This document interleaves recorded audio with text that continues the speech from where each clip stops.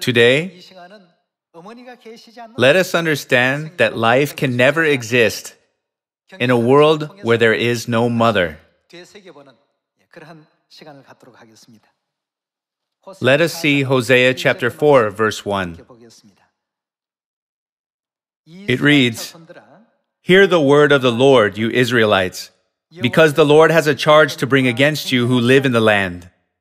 There is no faithfulness, no love, no acknowledgement of God in the land."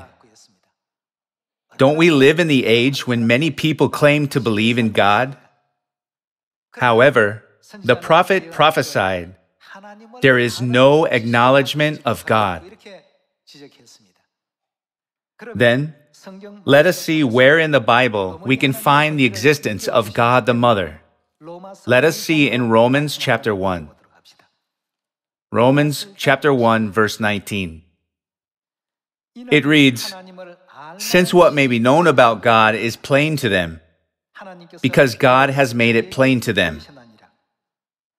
For since the creation of the world, God's invisible qualities, His eternal power and divine nature, have been clearly seen, being understood from what has been made, so that men are without excuse." God has made Himself known to us from what has been made.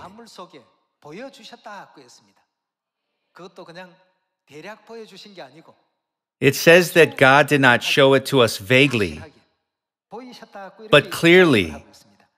Let's see verse 20 again. "For since the creation of the world, God's invisible qualities, His eternal power and divine nature have been seen how? Clearly seen and understood from what has been made." Then when you look at all of God's creation, there are fathers and mothers, aren't there? Birds in the air, fish in the sea, all kinds of animals in the field, and even us, mankind.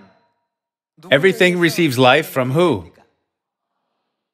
All creation receives life from their mothers. It is said that without mothers, there is absolutely no other way or system for children to inherit life. Through this, can't we understand that life cannot exist without mothers? In the world of life created by God, life cannot exist without mothers. God created everything amazingly in this way, with His hand. In the world of plants, the world of animals, and even in the human world, wherever life exists, aren't there mothers? Is there any place where life can exist without a mother? Then we must be able to have wisdom to know that even in heaven, there must be God the Mother who has eternal life. Let us confirm this fact in Genesis. Genesis chapter 1, verse 24, it reads, "And God said, let the land produce living creatures according to their kinds, livestock, creatures that move along the ground, and wild animals, each according to its kind. And it was so. God made the wild animals according to their kind, the livestock according to their kinds, and all the creatures that move along the ground according to their kind. And God saw that it was good." Who is creating all life in this world, even at this moment?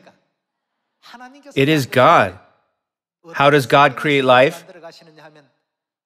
In all things, God does not just create fathers, but also mothers. Let us continue in verse 26. "Then God said, let us make man in our image, in our likeness, and let them rule over the fish of the sea and the birds of the air, over the livestock, over all the earth, and over all creatures that move along the ground."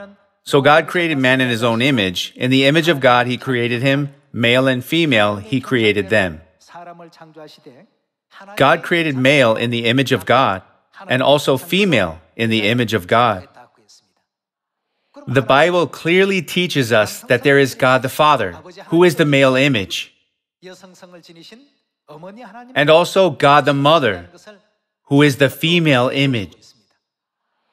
God teaches us many things through each and every verse and chapter in the Bible. Among them, let us see if the relationship between God and us is a father and child relationship and a mother and child relationship. Matthew chapter 6, verse 8.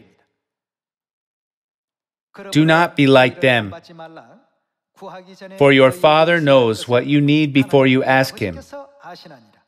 This then is how you should pray.